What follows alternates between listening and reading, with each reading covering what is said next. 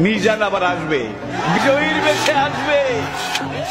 জগতের কিং মিজানুর রহমান আজহারী, মাওলানা মিজানুর রহমান আজহারী।